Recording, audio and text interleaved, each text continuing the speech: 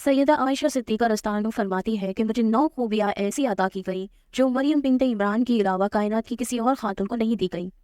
Number 1, जिब्रील अलैहिस्सलाम ने मेरी तस्वीर सब्ज़ रेशम के गिलाफ में लपेट कर आप सल्लम से कहा था कि ये दुनिया व आखिरत में आपकी रफ़ीक़े हयात है।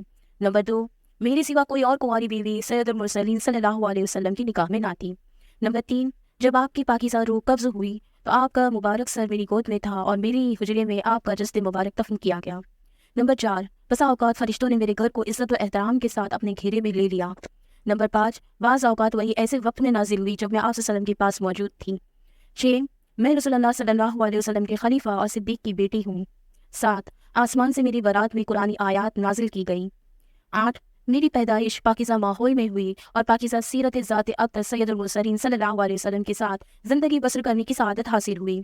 9, मुझे अल्लाह रब्बुल इज़्ज़त की जानिब से मग़फ़िरत और रिज़्क़ करीम का एज़ाज़ हासिल है।